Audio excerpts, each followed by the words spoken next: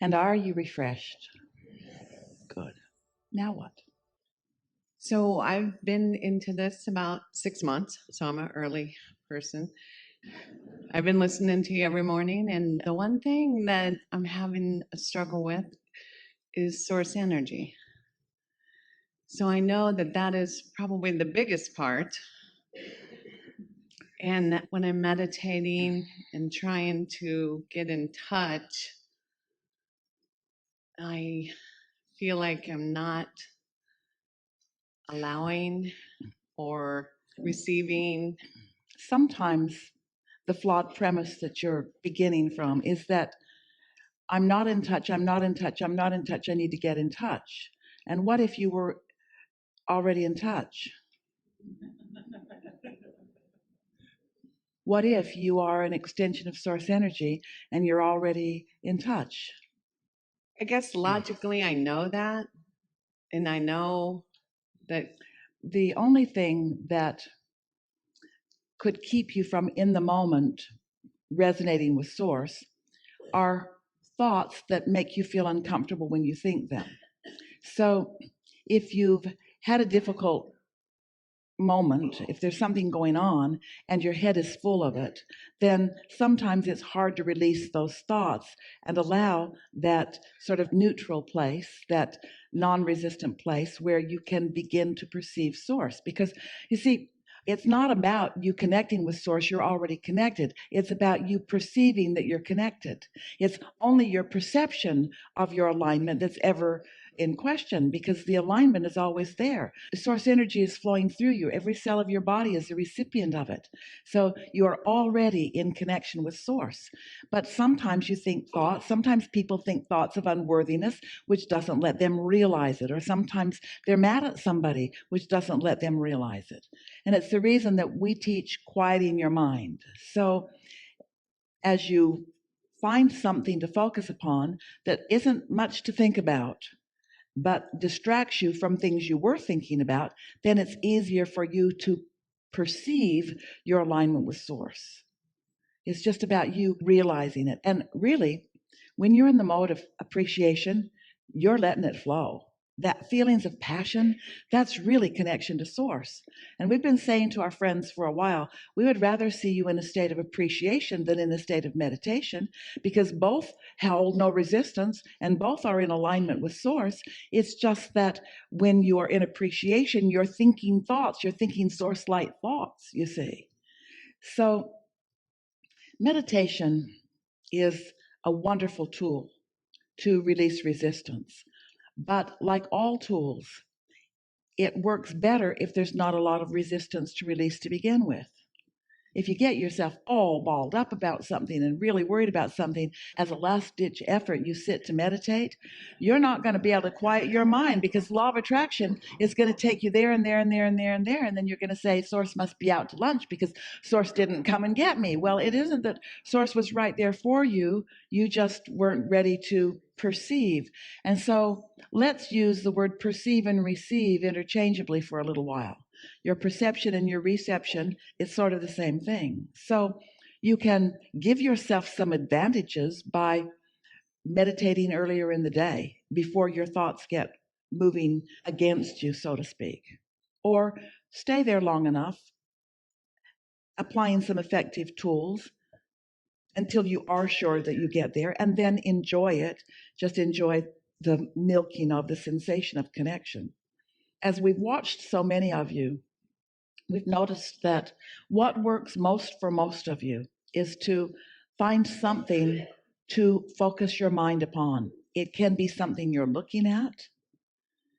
Sometimes people dangle crystals that are sort of shimmering in the light, and they just focus upon the variety of that. Sometimes people light a candle and they just watch the flame. It sort of just slows your mind down. Esther likes to isolate a sound in a room. And in this room, you could focus upon the wind you can hear coming from the air conditioner. Can you hear that wind? You just focus on that wind. You have to focus on it because there's other things going on, like us talking, someone coughing. There are other things that could distract you. But if you keep bringing your mind back to that wind, not thinking about where it's coming from or what it is, but just listening to the sound of it, that's going to quiet your mind. And so the question is, do you have the ability to focus? Well, the answer is yes, and law of attraction makes sure that things get big enough that they're very compelling to focus upon. But the bigger question, the more important question is, do you have the ability to focus upon what you mean to focus upon? Could you look into a segment of something and focus upon what you want to focus upon? And that's what the value of meditation is. It teaches you focus. You're not going to find that feeling of connection with source without focusing yourself into it, because most environments are not conducive to that. Most environments have enough unwanted things present in them. You see what we're getting at? It's a very unusual time that any of you could be conditional enough in your life that you could find a point in time or a place in time where everything that you looked at was so perfect that you could just look around and find harmony with source. You focus yourself into your perception of source by finding really subtle vibrations. Because sometimes you go too hard into what you want. Sometimes people use meditation to sort of affirm what they want. And without even meaning to, they go over here too far to something that they want that hasn't manifested yet, that they're not ready for. And then they don't let what they are ready for happen. But what you are already, without exception, what you are all ready for is to quiet your mind and allow source to be within you unrestricted. There is not one of you who is not ready for that, you see. So it's just about non-thought. Esther started by counting her breaths, not even keeping count of them so much as noticing this one's out, this one's in, this one's out, this one's in. It's really boring. This one's out, this one's in. This one's out, this one's in. Still boring. This one's out, this one's in. But after a little while, this one was delicious, and this one was delicious, and this one was satisfying, and so was this one. And then she felt detached. And she knew she was detached because her whole body felt numb, sort of in the chair, but not in the chair, touching the chair, but not feeling the chair. A very clear distinction between her toe and her nose, but she couldn't tell it because she was only focused upon in and out, in and out. Not even about lungs, not even about air. In other words, after a little while, it was just all vague. There was just no attention to anything. And when there's no attention to anything, then you are in pure concert with your source. Now, you do that for a little while every day. And what will happen is you'll find that alignment, and then before you know it, you'll think a thought that source is thinking. That happened to Esther for a while, and she thought those were her thoughts. They sounded a lot like her. And so then she would just go back and breathe more and more and more and more. So we really appreciate your request for this because it is the sure way to release resistance. So we say release resistance, and then once you release resistance, what that really means is you've stopped momentum. You've stopped any contradictory resistant momentum. Of course, you cannot stop the momentum of your source. So in stopping resistant momentum, you've allowed the momentum of love. You've allowed the momentum of your inner being's attention and appreciation of you. You've allowed your inner being's appreciation of you, which translates into your own feeling of worthiness. You've allowed calmness. You're just allowing well-being, you see. And then off you go. Instead of forcing it. Say again? I think sometimes I try to force it. Think about that in light of what we've already been talking about. You've got some idea of what you want to achieve and why you want to achieve it. So you're looking for it and not finding it, and then you're messing up the readiness for what you're ready for. Esther sat here this morning for a little while. She came a little early and she could hear you in the room. And she was reaching for a sound that she could focus on. And she said to herself, I think I'll just focus upon this sound of joy, because you were noisy and laughing. You were laughing and obnoxious. It sounded like music, you see. And so she wasn't looking for silence. She was just looking for something good feeling to focus upon. Yeah. That's the answer, always the answer. Ready to be ready. And so that is the ultimate getting ready to be ready. Because if you will spend a few minutes in the morning, 15 is enough, and it might take you 14 to get there. But once you get there, now you're ready to be ready, which means that your next moment in time is going to be more likely that you will find things of pleasure there. And your next moment, if we could convince you that this conversation isn't about preparing you so that you can be invincible, or preparing you so that you can create anything, or so that you can be or do or have anything. That's not what this conversation is about. This conversation is about you allowing yourself to be ready for what's raining down around you that you often can't see. Readiness for timing, readiness for clarity, readiness for the right thing to flow from you or the right thing to come to you. It's turning you into, over a little bit of time, a cooperative component to your own desires.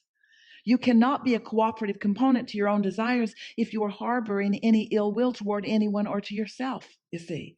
So sometimes you have to kind of start at the very beginning, and that's all right, because the very beginning is no thought. And no thought then will lead to something that feels a little better, and something that feels a little better, and something that feels a little better. And then when you do, and you will, stumble onto a circumstance or an event or even a thought in your own mind that is not harmonic, which is not in harmony with your inner being, it's going to feel awkward to you. And in its awkwardness, you can then choose this thought, which doesn't feel so good, which is very small, really, in comparison to some thoughts that I've thought. Because I've meditated, even these thoughts really can't get a lot of momentum going. And then before you know it, you have bridged every belief into one that serves you. The belief that you held that you weren't good enough has morphed into one that, of course, you are. The belief that you held that life is going to be hard for you has morphed into the it's not difficult to be ready for something good to flow. The belief that you've held that, oh, this is good and this is good enough, but the other shoe will drop, will morph into, oh, contrast serves me so well, and I always find what I'm looking for. Before you know it, you will just feel well-being. You will find such well-being that you will be prepared for a world in upheaval. And that's such a nice thing, because your world, if you look around enough, is always in upheaval. Alignment is what brings clarity out of chaos. And chaos is a good thing, not a bad thing, because chaos is diversity. And diversity means choices. So you don't want to get rid of the diversity or the choices. You want to get better at focusing, you see. And so, oh, when you're good at focusing, then the world and the components of the world can be doing all the things that they're doing.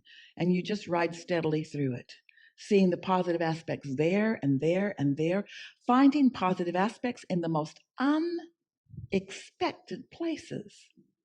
And then the more consistent you are at it, the greater your connection, the steadier your connection, the more satellite dish-like you are beaming in the signal of well-being, so that others who haven't figured this out yet can be uplifted for a moment by your calm, by your clarity, by your acknowledgement of well-being, by your unwillingness to rant and rave and panic over whatever it is.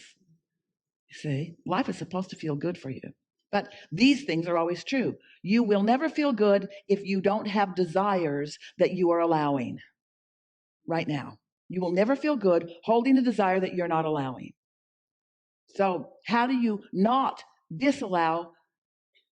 By focusing on something that doesn't hold the negative framework. You are better in no thought than in trying to bring a negative thought to a positive thought. Helpful? Yes. We are appreciating this conversation about meditation. It's a really wonderful time for it. Watch how you feel when you move through a day after you have meditated for a little while. Watch how different your day is. Watch what you're ready for. Watch what you rendezvous with. Watch how you feel. And watch how in time, and we're not talking about a long time, we're talking about a matter of a few days, watch how powerful you begin to feel, how sure-footed you begin to feel, and then how eager you are to get out there where all kinds of things are, because you know you're steady.